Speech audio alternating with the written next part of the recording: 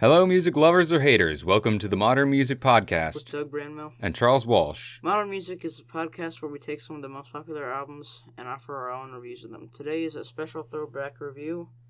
We'll be reviewing Hello Nasty by Beastie Boys. And before we start, we have Ethan in here. Say hi, Ethan. You can hear him all the way over there. Ethan's over here. The snowball probably picks him up. This is a Yeti. We are not a peasant over here. A snowball, Yeti, whatever. Same thing. No. Well, no, they're both microphones, so. I have to disagree. But anyway. This is okay, I guess. It's definitely something to see. This came out, we should probably know when this... 98. Yeah, 1998. It's still rap, obviously. Most of it. There's a few exceptions. But it is definitely something to see how much this genre has changed in 20 years. More than 20 years, I guess. 21 years. Yeah, well, depending on when it released. July 14th. So in a few months, it'll be 20 and a half years right now. Specifics aside, initially I started listening to this. I had heard a little bit of Intergalactic before. That's probably one of the most popular ones. I love that song. I've heard. I listen to Beastie Boys sometimes. Besides this too, so I can't say that I've listened to any of these specifically. Like I can't think of any that I've said, oh, let me just pull up Beastie Boys and listen to them. There's a couple that I've heard other places throughout the years, but not really. Mm-hmm. I hadn't really known where it was from. So that's always nice. Put a name to a song that you've heard before. I said from the start, you can tell this album is very well mixed and very well sampled. Definitely. And when we're talking about sampling, I want to look something up real quick because they have this one song that's on a different album that has like 20-something samples. I mean, what are you defining as samples? Because that one sample is basically saying 21 instruments. No, samples of different songs. Oh, okay. That's something 16 different. samples. They have a song called Hey Ladies off the album Paul's Boutique that has 16 samples on it. From other songs that they've made or just other songs in general. That's got to be a headache for copyright lawyers. Although if it's just a sample, it's probably fair use. Yeah. Except, profit, but whatever. We won't get into copyright laws on this podcast. I said they have a very distinct vocal sound that you won't hear anywhere else. And I really like that vocal sound. I've listened to them for years, so I've gotten used to it. Yeah, I don't even think it takes years to get used to it. I definitely wasn't a big fan of it initially listening to it, but as it went on, this is definitely an album where there were very few tracks that I didn't like. This is something that I would be fine putting on if I were to buy the album and put it onto a playlist, just shuffle play it, I'd be fine with that. There was one song, which one was it? I think it might have been Dedication, one of the sound bites that they used sounded like screeching car tires. Yeah. Was that it? Was that Determination or the Dedication? I wasn't a fan of that, but everything else I did like. So I imagine this was probably popular club music back in the day, or something like that. I don't know what's popular club music now, so. I really like the many different sounds used on this album. Yeah. They probably had a pretty wide soundboard. Pretty cool.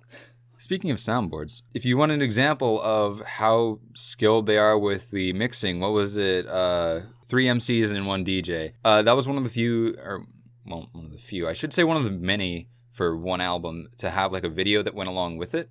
Not only was it one DJ making all of the instrumentals for this song. He was using one vinyl on the turntable to do all of it, which is incredibly impressive. That's one way to speak to their musical talent. I found myself tapping my feet to these unintentionally. There's a different tone for each song, which makes the album diverse and just better in general. I felt that a lot of them kind of blended together. There were two different tones, and I think I'll get into this a little bit later, but quite a few of them blended together, and those ones that blended tended to be more of the rapping style that they did, Intergalactic, where it was that kind of vocal style. Several of the songs that they used that style in kind of blended together for me, but there were several ones that were unique enough to stand out and be memorable. I also said I really liked Adam Yauch, the rest his soul, the lead singer. Yeah. When did he die? Was that like 4 or 6 years ago? 2012. 6, 7 years ago. They kept making albums up to 2011. Oh, wow. I like his whiny vocals a lot, and that's pretty much like one of the main things the Beastie Boys are known for. Is like, his whiny, rough, whiny vocals. Yeah. My favorite song is Intergalactic because the flow, the beat, and the robot noises, the crazy out there lyrics and the vocals. It's a standout track from the album and a great song to sing to, in my opinion. I like it. Intergalactic, I think, has officially made meme status. Like, it's become so well known. It's one of the ones where if you talk to someone, that's the one that they're most likely to know. Even if they don't know this name of it, they'll know that style of rapping is very unique. I can't say that I'm the biggest fan of it, it's not but bad. Yeah, it's not awful. I said this is a great album and a great display of the state of hip hop in the late 90s. Or just music in the late 90s. Well, yeah, sort of. There's a lot of different types of music in the late 90s, so right. I said hip hop. I gave it a 5 out of 5 because I've listened to this album before. I have the CD at home. I'd probably give it like a 4 out of 5, and that's just I'm just giving that on like a objective scale. I'd probably give it a lower score if it was like personal preference kind of stuff, but I don't want to like just discredit an entire album simply because it's not like the style of music that I would often listen to. Objectively, it's very well made and put together. I don't know if this is intentional or not, but I listened through this like by track listing on Wikipedia, whatever. Yeah. I went down the list, especially early on. There were quite a few, or I also listened to Intergalactic first, just because, like, I figured that would be the first one, but turns out it's 7th. Yeah. Some of the lines, especially whenever there's a rap verse or even lyrics, like singing lyrics, generally the last line of a stanza is what sticks out the most. Yeah. And some of them were just like downright humorous. Like Intergalactic, what was it about? Like, I like my coffee with cream or something like that? I like my sugar with coffee and cream. I like my sugar with coffee? You mean coffee with sugar and cream? What? That's the line. I like my sugar with coffee and cream. What? Okay. See, stuff like that. It's just like, wait, what? It's funny, though. It adds humor to the album. This is the only thing of Beastie Boys that I've heard of like extensively. Yeah. Just judging from like the style and like how they make their music videos and songs, I feel like that probably was intentional just to get a laugh. Mm-hmm. And I'm not saying that in like a demeaning way. No, I know. Like if their goal is to get a laugh out of it, that worked. So, well, I was just thinking they've really evolved over the years, because they've had let's see, 1, 2, 3, 4, 5, 8 studio albums before the lead singer died. Jesus, that's an impressive runtime. Yeah, I haven't really listened to anything off their 8th one, but I can imagine it's probably different than their stuff from the beginning. They started, their first album was in 86, and their last album 86. was in 2011. Yeah, I'd be interested to hear like one of their song, like their most popular song from their first album compared to their most popular song from their last. 2011, you said? Yeah, that was 2011, 2012, maybe 2013. That's kind of like where I like kind of stopped listening to pop music. You ever after heard Fight for Your Right to Party before? I think that was like someone was talking about that in one of the comment sections on one of the songs, but I don't think I've heard it. You ever heard of Brass Monkey before? No. Again, these are songs that I probably wouldn't recognize the name to. Some of them, if I heard them, I might recognize them, but I'm not too sure. That was around the time where I stopped listening to pop music, mainly because the trap trend started popping up, and then we kind of just abandoned melodies altogether for a while. Yeah. And that was kind of where I'm just like, no, I'd rather just listen to more obscure I'd be interested in listening to their first and last on this podcast. Yeah, if we have time, that's something. We could do like a Beastie Boys series or something for a little bit, I don't know. I thought you meant like during this recording session. No, not during this recording session. Anything else you wanted to mention, or I think I might go on to one of the dual tones. Okay, so the biggest thing that I noticed about this album, or one of the biggest, was the dual tone that they had. Not switching between songs like Travis Scott did in our last one, or switching within one song, but switching between songs. Like compare Intergalactic to I Don't Know. I don't know. Let's see. I don't know. Picture this. Song for Junior. Yeah. Like Song for Junior was entirely instrumental, and there were several instrumental songs, and it was such a contrast to rap, but somehow it wasn't a complete contrast to their rap. A lot of the styling, like taking seemingly random sound samples and sound bites and putting them in, that worked in their instrumental songs, and it was just really easy to listen to a lot of those. I don't even know how to describe it. Like, some experimental would probably be a good way to describe it. Yeah, definitely. It is it's experimental, but it's also, mainstream. It's kind of like they have their own stream right next to mainstream. It's good. Yeah, one of the things that you would see a lot, I know in older albums, and I don't, again, I'm not too up to date on modern music, but a lot of times, like, say some more heavy metal bands, a lot of times what they would do during an album is they would have like 15 songs an album. Does that sound about right? Depending on how long it was. Yeah.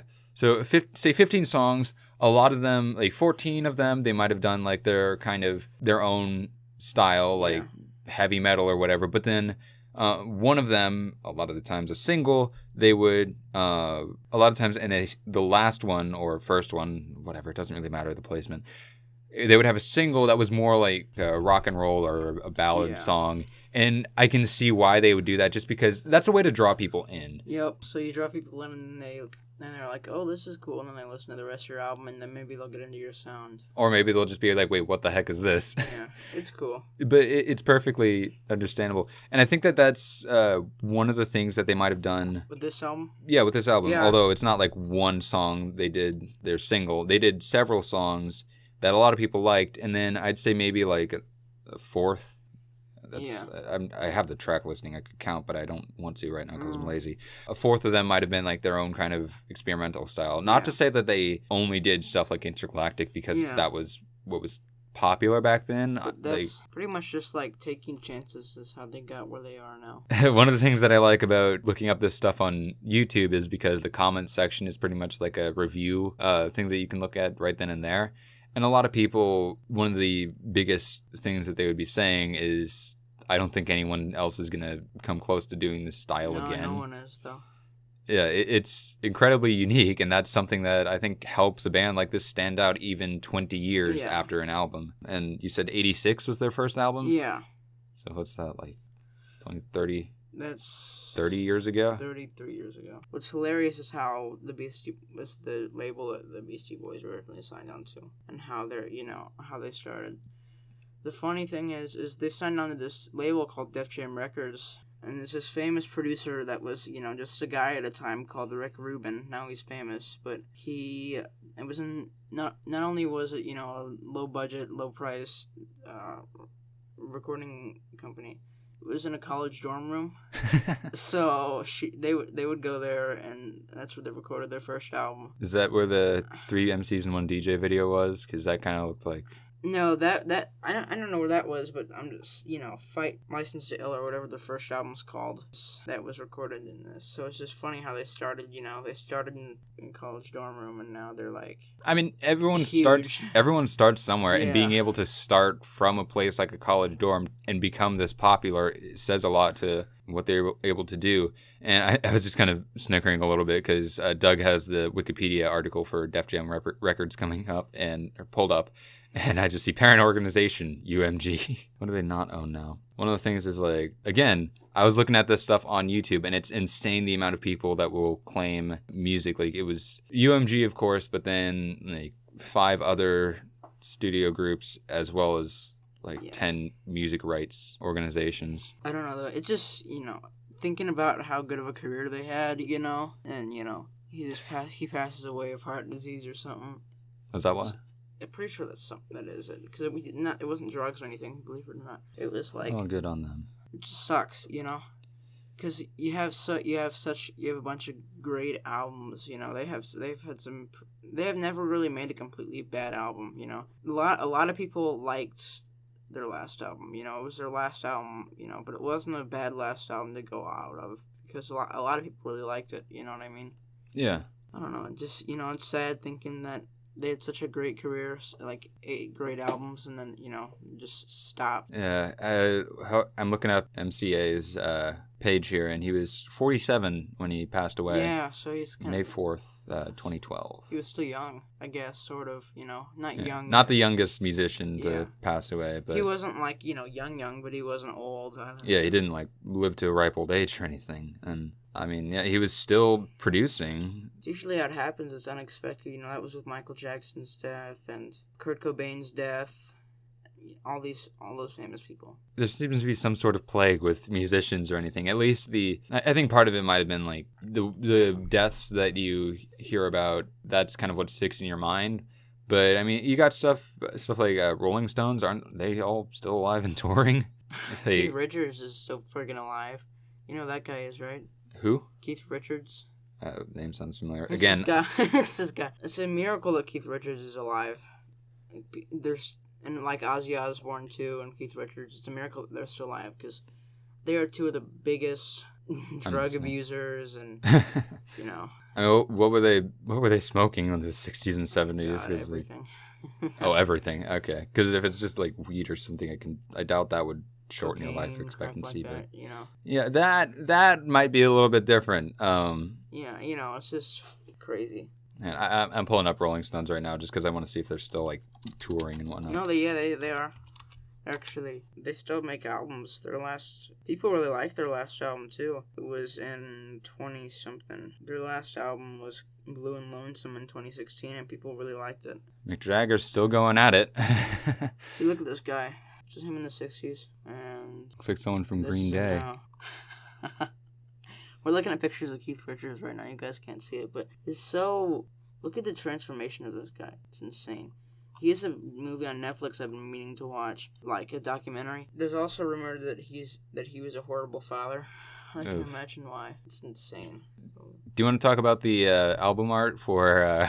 Yeah, the tuna thing? Or what was Sardines. it? Sardines. Yeah. So, Hello Nasty, I Nasty. feel like I'm not making too many assumptions and thinking that, like, oh, you pull open, like, a rotten can of sardines and... There they are.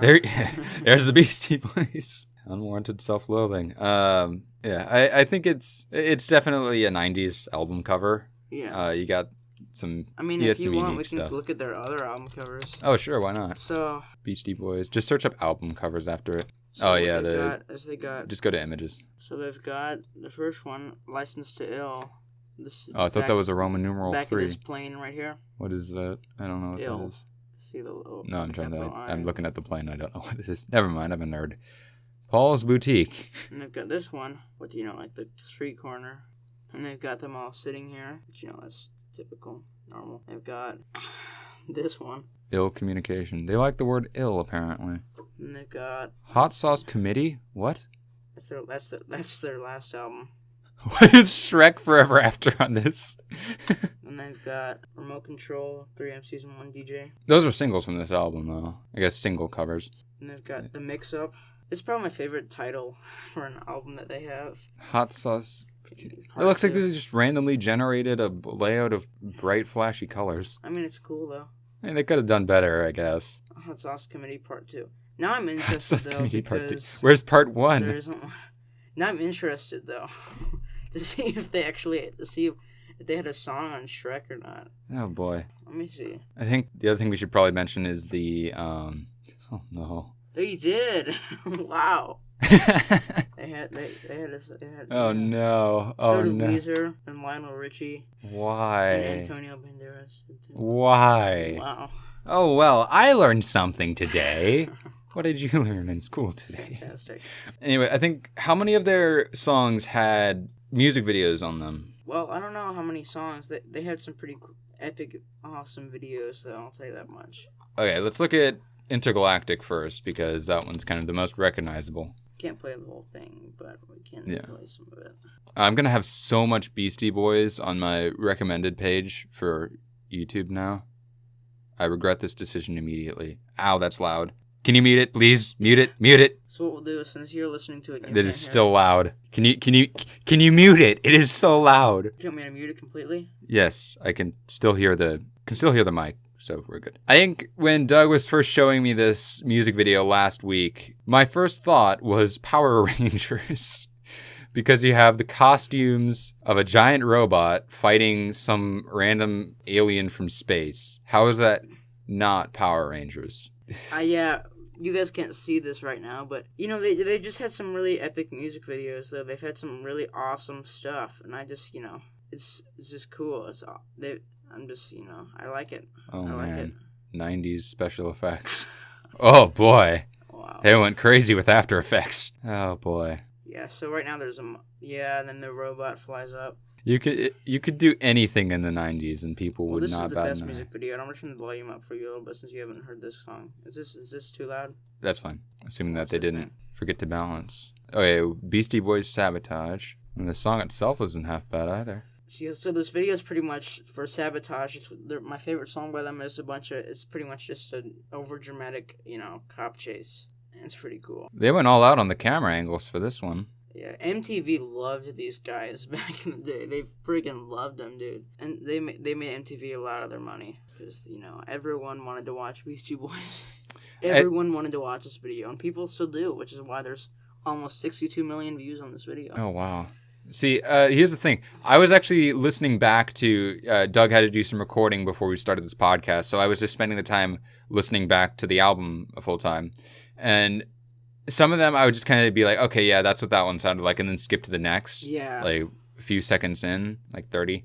But whenever there was one with a music video, I would find myself like, oh, I guess I watched that entire thing. And that's something to be said. Like, you can watch, okay, that... They just push them into the pool. See, this is just, you know, outrageous music videos. The best thing ever. They just had the craziest stuff. You know, no one did what the Beastie Boys did ever. You know, no one went here. I mean, they went here and it worked. The Beastie Boys are like like when you're driving an hour or some state with a bunch of stuff. You know, there's the highway. Oh, I could listen to this on a road trip for sure. I know. There's the highway, and there's that one really, really fast back road that can get you there quicker than the highway can because, you know, there's no traffic. Well then. Oh, okay. They just threw a body off a building.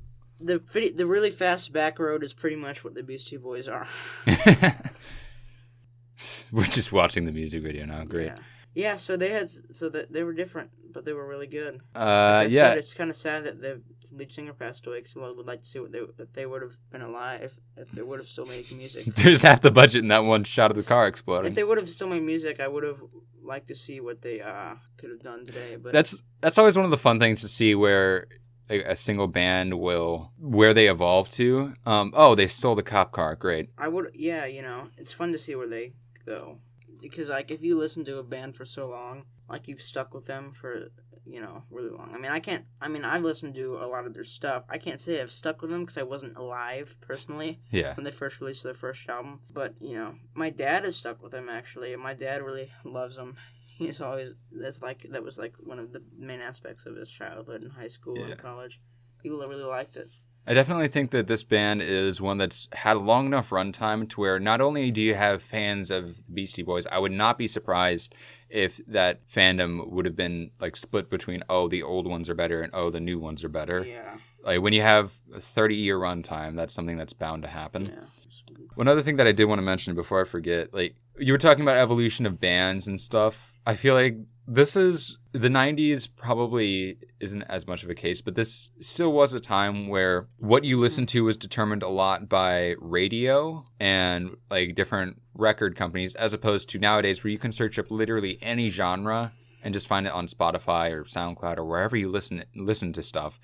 Well, with back in the 90s, radio was not the case. Well, it was the case, but you know what the case was MTV. Yeah, you had all these MTV interviews too. And all these indie rock bands and all these, you know. You had pop, you had everything. Pop, hip-hop, indie rock bands, garage, underground, all kinds of stuff, man. Like, big rock bands. It had the biggest, it was insane, you know. Like, it started in, like, I think MTV started in, like, 1980. It's crazy, man. It's insane. It's so cool. Yeah, but the point is, back then, it was a very different field where the popularity was driven by an overarching station, whether it be a TV channel or a radio channel. It still changed. Right. Yeah. And you can bring that to an extreme with like stuff like the Beatles. One of the reasons that they were so popular, I'm not discrediting their musical talent, like that was all you could listen to in a lot of aspects. You could find some like obscure band and maybe like an album or two, but the Beatles is what everyone was like selling. Yeah. With record stations and whatnot. Back in the day, the way you'd find music is going to record stores and like picking out the album that had the coolest album cover or something like that. Yeah, so your selection was limited by the hottest guy or girl on the back of the album cover or something like that. That was limited by what the selection was at the stores. We're gonna take a break. We just got back from a break. Just a short little break. Yeah. We're doing a new segment now. It'll be called Our Pick of the Week. It will each pick a song, neither will listen to it, and we will say what we think about it impulsively, because none of us have written reviews for, I don't know if you have, but I know I haven't written a review for the song that you told me to listen to. So. Oh, I had never heard of the song that you told me to listen to. Yeah, I had never heard of that one either, but it was alright. We should probably say what it is. So you want to say... It's called Sarvagan 2015 by Lensco. It's definitely not my style. Probably wouldn't listen to it on my own time, but I can understand why you like it. Yeah, and I listened to... we're saying these aren't our picks, it's the other person's picks, and we just listened to it. I listened to Man on the Moon by R.E.M. Yeah. Or REM, I don't know. R.E.M. Is that, like as in like R.E.M. sleep, is that what it means? No. Oh, well. Worth a shot. So, let's see. Which one should we start off with, you think? Well, my pick was Man on the Moon for you to listen to, so I can say why I like the song, and if you want, you can say why.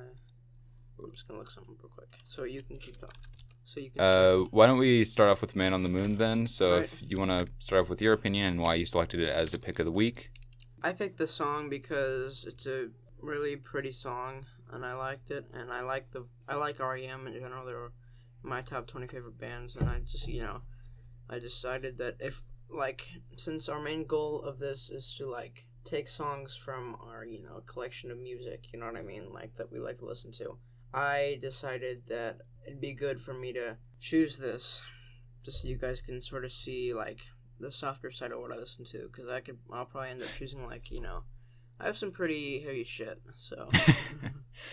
Yeah, I think both of us have some pretty varied interests. This is, when I listened to it, it definitely wasn't a bad song or anything. The comment sections were filled with a bunch of conspiracy theorists. That was great, but it was definitely a very lighthearted and soft song, and I don't mean that in a negative way. No. It was all acoustic. You had some acoustic guitar, some vocals. Gave me some Hank Williams? Yeah, Hank Williams. It gave me some Hank Williams. I swear I almost said Hank Hill.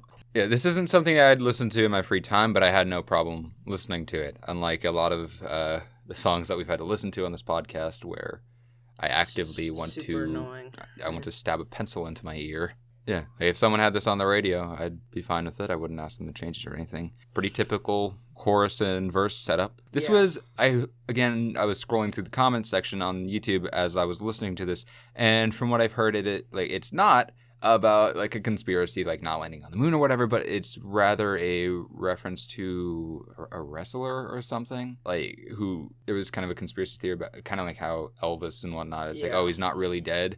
I think that's kind of what it was a reference to. I don't know. I don't remember exactly what being on the moon had to do with that. That's what this song was supposed to be about, as far as I know. Next, you want to go to yours then? All right, Lensco, Sarvagan 2015 by Lensco. I'm not exactly sure why 2015 is in the title, but this is an NCS release from Maybe because it was made in 2015? Yeah, but usually that's not typical. You don't just put the year of the song's release in the title. But it was an NCS release. They are a British-based EDM producer, and they just make a bunch of stuff that's not copyright free. You have to credit them and whatnot, but you can use all their stuff for free, which is pretty nice. And this one, I like a lot of Lensco's stuff. I'm sure you noticed the melody is quite bouncy. Yeah. It goes all over the place, and that's the kind of stuff that I like with this style. Personally, for me, it was okay. Sounds a lot like the stuff you make. Your stuff isn't that bad. Have you listened to my stuff? Yeah. I'm not gonna say I love it. It's good. But, you don't have to. It's not my genre. But it's good. It sounds a lot. I can understand they're heavily influenced in your work, probably. Oh yeah. It feels kind of bland in my opinion, though. It feels like a state highway for me. It's pretty straightforward. But there's some downs and there's some ups and then it's straightforward again, and you know what I mean. Yeah. That's just my opinion, though. EDM, that's one of the things that a lot of people don't particularly like about EDM is it's very predictable, and oftentimes, how long was the song? Like 5-6 minutes, something like that.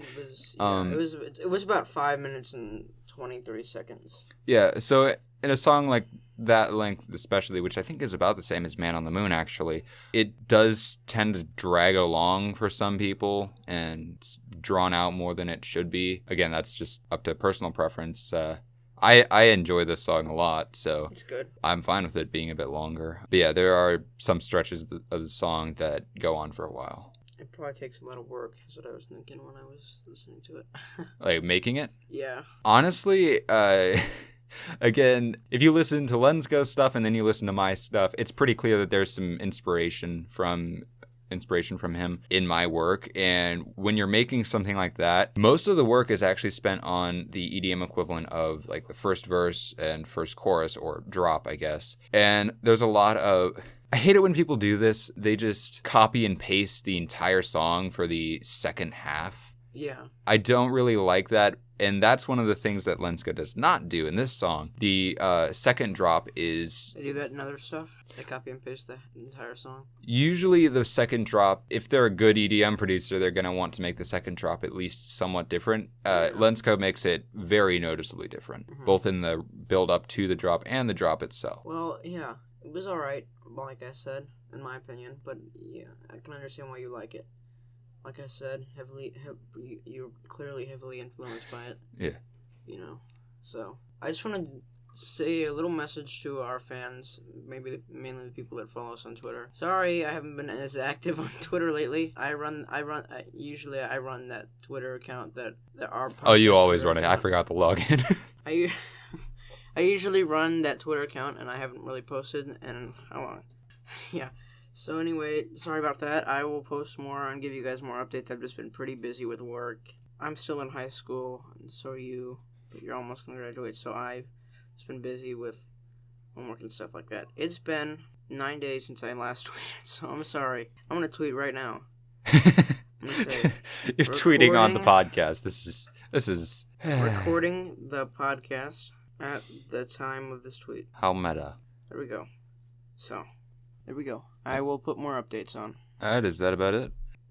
Sure. Also, next week, well, Ethan's already in here. Next week, he'll actually be talking. Which means Ethan, you can say hi real quick. Just say hi. Yeah, next week, he'll actually be talking on this podcast. And we'll need a third pop filter. Yep.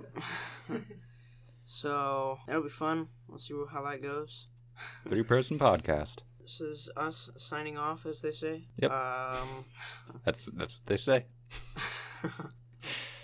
Well, we'll see you guys later. Thanks for listening. And remember, if you liked this podcast, please like and subscribe to our YouTube channel and give our Twitter a follow so we can keep doing this. Well, we can keep doing it anyway, but you know. Check out our Patreon in the next month for donations and special perks. Check out our subscribe star in the next month. All right. See you guys later.